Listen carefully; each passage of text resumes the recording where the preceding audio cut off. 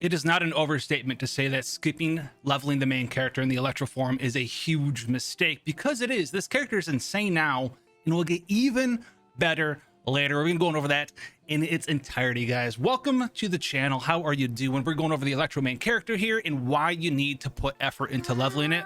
We leveled ours to 90. You can't level the talents yet, but let's go over exactly what this character does and why it is absolutely bananas, busted, broken. So the first thing to look at here is the talent, the E Lightning Blade. Now this will do a decent amount of damage right now, but it's gonna do so much more in the future. When you get to level these up and you get the constellations for the 3 free levels, that multiplier looks terrible. At level 13 though, this goes all the way up to 167%. You say, that sounds terrible. No, it's 167% for one that hits and you shoot 3. So that is over a 400% multiplier. That's a wild. That's over, maybe it's 500. It's like 490 something, 500% multiplier on an E.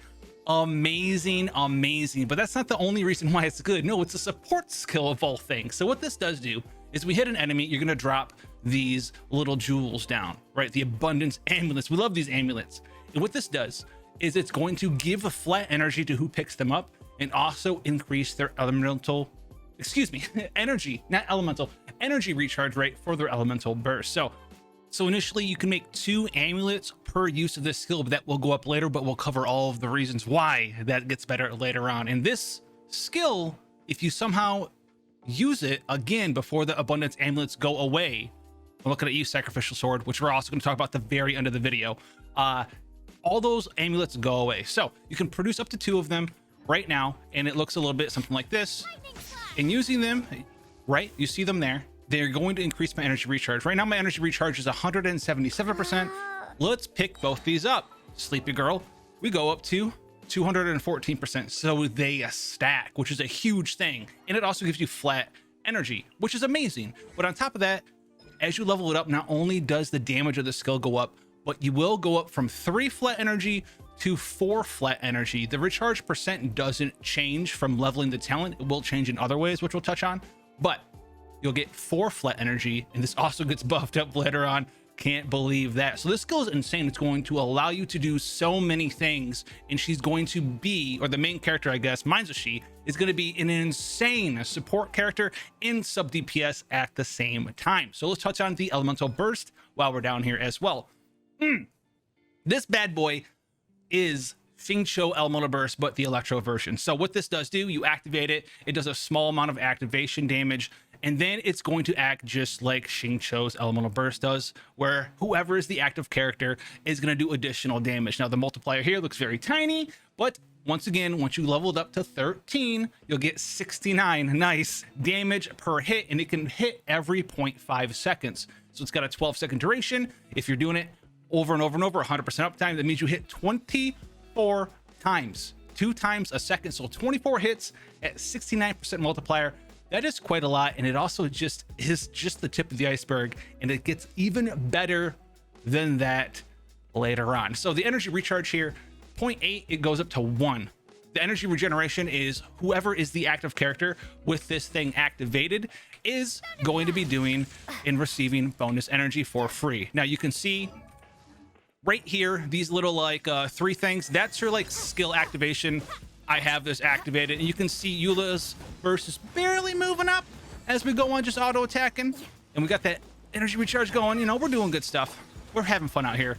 Now we have bonus energy recharge and just a couple auto attacks, maybe like 1 skill use there from Eula and absorbing the particles from the Electro Traveler. We almost have a full elemental burst gauge on our Eula already. So this is going to be a very fantastic skill, and it's just one other reason why this character is so strong. It costs 80, has a 20-second cooldown and a 12-second duration. It may seem a little underwhelming damage wise if you haven't leveled it up yet, because you can't, but it will eventually become a monster. So that's not that though. There's more stuff. Thunder Flash here, this is insane. So this will reduce the cooldown of Lightning Blade by 1.5 seconds for every abundance amulet that's picked up by a different character. All right, so it's not for the Traveler, it's for a different character. So what this means is if you use Lightning Blade, you make 2 things. Someone picks them up, 3-second cooldown off of Lightning Blade, which used to be a 13-second cooldown. Now it's a 10.5-second cooldown. So pretty lengthy cooldown on Lightning Blade, but when we talk about Sacrificial Sword, it's gonna be a doozy. All right, so very good stuff though, very nice. Second one here, the energy recharge of Lightning Blade's Abundance Amulet is increased by 10% of the Traveler's energy recharge. So this means it's going to boost your ability to give energy recharge to other characters or the Traveler themselves, which you're going to touch on as well when we talk about artifact sets, by 10% of their own ER, which is going to be insane. So that's what you have right now. We talked about all the stuff we have right now. Why do they get better in the future? Well, it's going to be the Constellations, but also a lot of guys out there have been DMing me, and 22% females actually. Look at my analytics. What are you wild people doing? I don't understand. Artifacts though, there's going to be 3 different ways to run this Traveler. Okay, you can run what I'm running right now: 2-piece Thundering Fury, 2-piece Noblesse Oblige. This is going to boost the amount of damage that you do between all of your skills by the most available that we have right now. So electro damage and elemental burst damage. Yes, this works for the Traveler's elemental burst, just for the same reasons that it buffs Sheen shows. And the other one that you can run is just 4-piece of the Noblesse set. If you want to be like full super support, you can run full 4-piece of the Noblesse Oblige set, get the elemental burst damage, and then increase, you know, everyone's attack by 20% for 12 seconds when you elemental burst. That's fine. But I think the best set that you're going to get is the new set, which is going to be the Emblem of Severed Fate set. This 2-piece is energy recharge 20%. And you also have the bonus of the 4-piece here. You get 25% of your energy recharge stat as elemental burst damage. So 100% energy recharge is 25, 200% energy recharge is 50, 300% energy recharge, if you're ridiculous or you're super smart, wait for the end of the video, is 75% elemental burst damage. Now, obviously, which one's the best at all these 3 sets? If you want to build a set right now, honestly, it's going to come down to substats. Really, you just want to have good stats, good substats, do all you can do, hit high crit rate, high crit damage. Everything that you can get your hands on is going to be a fantastic choice for you there. Weapon selection, as you can see, a very low attack rate here. That's because the Traveler has pitiful base attack, like very bad base attack. And on top of that, I'm using a Harbinger of Dawn right now. What is a very solid free-to-play or like budget weapon. Very strong, very low base attack, 401. Crit damage 46%, and then the crit rate is increased by 28% as long as your HP is above 90%. So if you're using a shielder in your team somewhere, if you're just good at the game, it's going to be awesome. So like, let's take a look at something like the Black Sword. Let's throw the Black Sword on. Check it out. We're going to change the Black Sword 510 base attack, so much better. We don't need to enhance, we need to equip. Thank you. Yep. So, sorry, Yaka, real quick. We go up to 1461, so we gained 161 base attack, but we lost you know, a ton of crit damage, and actually a small amount of crit rate as well. So the crit damage, you know, I'm good at the game, I'm not gonna get that much, and also someone else is using this weapon. That's gonna be a fantastic thing for you to use there. I keep hitting enhance. Could you believe it? Anyway, other weapons, obviously the 5-star weapons are fantastic. If you have the Primordial Jade Cutter, that works pretty well. If you have the Earth one that's shield based in a shield team, the Summit Shaper, that one's pretty good. The new weapon that's on the banner is pretty good as well. Any 5-star weapons can have fantastic base attack, but the one I'm going to talk about at the end of the video, and I think it might be the best one for the main character, is actually the Sacrificial Sword. But to tell you why, we have to touch on Constellations first. So let's go in here. Constellations, you can work on these, and this is where the character gets better over time. You can't get them all right now because, as you can see, the item is locked behind main quests and making offerings to the Statue of the Seven like usual. So this one was I got from the making an offering to the Statue of the Seven. I think I got like 30 of the Electro Oculuses already.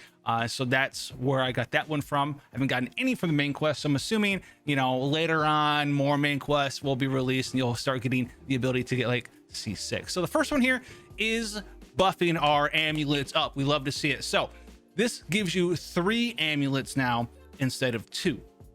And remember, if you level up the talent, I think it's level 7, each amulet is going to give you 4 energy. So this is 12 total energy and 60% energy recharge to whoever you choose it to be. It could be the Traveler themselves. It could be, your carry, it could be another support that's very elemental burst energy hungry.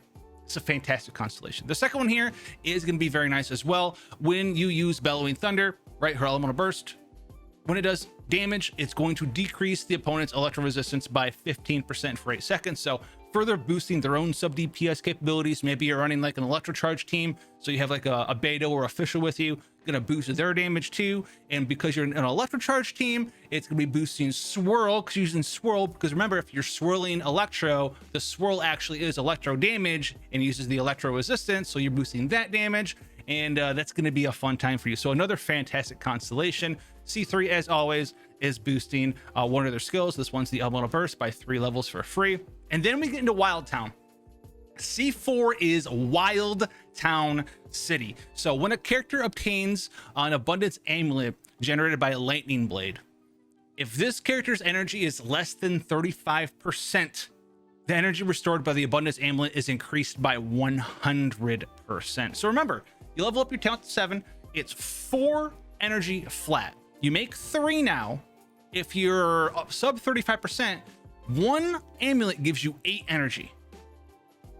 So if you're flat out like zeroed out, most characters you'll pick up 2, you'll give you 8 each, so that's 16. And if you have a super expensive elemental burst, the last one will also give you 8 as well for 24. But if you have like a cheaper elemental burst, it's going to give you 4, so 20. So 20 to 24 energy per E.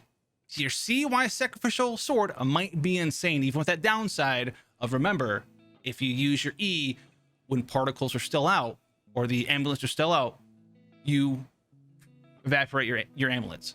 This is why this gets crazy good though. 20 to 24 energy in 1E. Amazing. This is 3 more levels on a lightning blade. Love to see it. And then we have the World Shaker, which is the big sub DPS, also a little bit of support aspect as well. So every 2 falling thunder attacks triggered by Bellowing Thunder, the increase to the damage by the next one, so every 3rd in this case, will increase by 100% and restore an additional 1 energy to your active character. So remember that 69 nice that we get for the multiplier every 0.5 seconds. You'll do 69, 69, and then you'll double it. And then you'll do 69, 69%, and then double it. So very nice bonus damage. And you're going to go 1 energy, 1 energy, 2 energy, 1 energy, 1 energy, 2 energy. So very nice stuff there. Another fantastic awakening constellation to a skill we already had access to.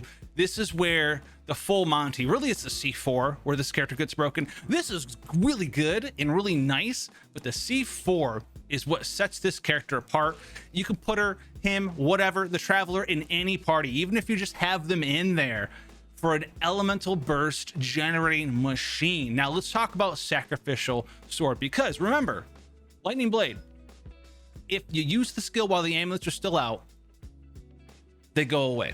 Now a lot of the time I find myself picking them up anyway, and it's not that hard to do. Like you saw, there's that split second. Are there any enemies around here? Of course not. Of course not. But you usually want to use this point blank, because if you use it point blank, you're most likely hitting the enemy multiple times. You see there's that split second for those sigils to form, and if you absorb them on your main character, it's going to give them some nice energy back. If we had our constellations, we would get literally double what we got right now, maybe a little bit more if we were under 35%.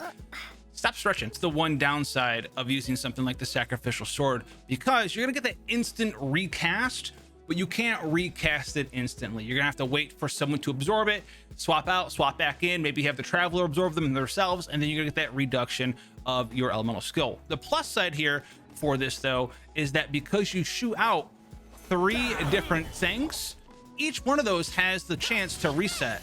So more than likely, especially if you have some refinement ranks, you're going to get that skill reduced. Now, why is that totally OP broken good? Remember, the elemental skill has a nice mod, like 500% almost, or maybe like 1% above or below. 500% multiplier gives you a ton of energy, right? 20 to 24 energy, divvy it up however you choose, in 60% base, not counting for your build for your good old resounding roar. 60% energy recharge on top of that.